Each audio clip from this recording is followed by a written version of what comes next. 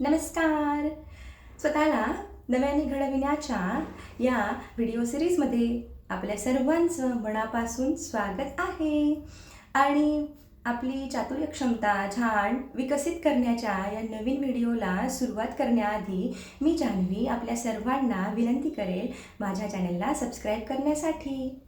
आपण माझं channel subscribe केलं म्हणून मी मनापासून आपली आभारी आहे.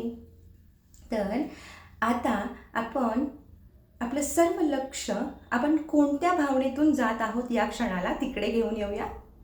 आपण छान निवांत होऊन माझा व्हिडिओ ऐकण्यासाठी बसलेला आहात, पण at the back of mind माझ्या ऑफिसमधलं काम बाकी आहे, आईने हे सांगितलेलं बाकी आहे आणि इतर बऱ्याच गोष्टींचं गोंधळ किंवा ओझं असतं. पण आपण आता या क्षणाला छान छान शांत बसून व्हिडिओ ऐकत आहोत. तर ते जे at the back of mind कामं आहेत आणि आता आपण हे ऐकत आहोत याच्यामध्ये एक स्पेस आहे. आपली अर्धी ऊर्जा तिकडे आहे, अर्धी ऊर्जा इकडे आहे. सो आपलं अर्ध लक्ष इकडे आहे. तर हे जे मनाच्या मागे आपल्या ओझं आहे ते आपल्याला पहिले क्लिअर करायचं आहे.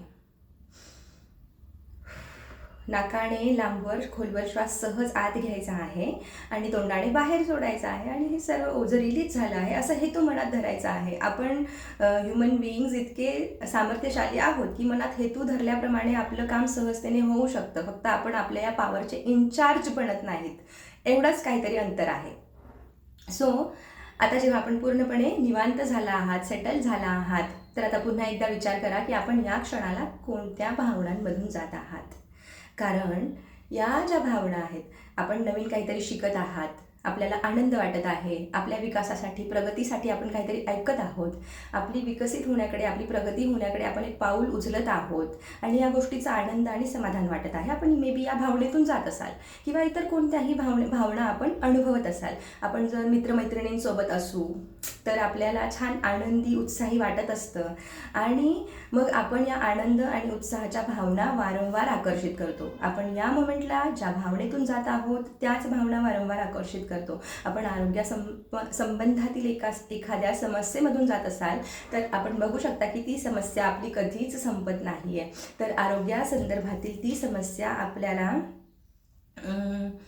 पूर्णपणे काढून टाकायची असेल तर त्याबद्दल विचार करणं आधी आपल्याला थांबवावं लागतं. किंवा कोणतीही समस्या आपल्याला आपल्या जीवनातून काढून टाकायची असेल आणि आपल्याला ज्या भावना आवडतात, जे विचार आवडतात त्यांचा चॉईस करायचा असेल तर पहिले त्या विचारातून आपल्याला मोकळं व्हायचं असतं. तर हे सगळ्यात पॉवरफुल टेक्निक आहे की ठीक आहे, मला आता ओझं वाटतं आहे, let me release all the burden, या पद्धतीने. आणि सेकंड थिंग आहे की तुम्हाला ते तुमच्याकडे मोबाईल ॲपमध्ये जर रायटिंगचं काहीतरी ॲप असेल, माझ्याकडे मेमो म्हणून एक ॲप आहे, मी त्याच्यामध्ये छान असं काही मला हे वाटलं की पटकन लिहिते आणि ते डिलीट करते. त्यामुळे काय होतं की तो थॉट, ती भावना एक्झॅक्टली त्या मोमेंटला रिलीज होते आणि नवीन विचार जाणून घेण्यासाठी आपल्याला नवीन स्पेस निर्माण होते.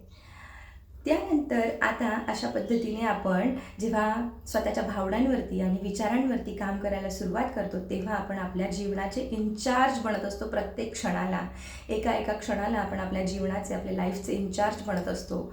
आणि मग अशा पद्धतीने आपल्याला स्वतःच्या आतमध्ये कोणत्या भावना निर्माण झाल्या पाहिजेत यांचा कंट्रोल करता येतो, कंट्रोल घेता येतो. सो मी तुम्हाला सांगेन की माझं जीवन माझ्या नियंत्रणात आहे. I be the control. आपण याच्या विरोधात काय करतो, त्याने माझ्या मनासारखं वागलं पाहिजे.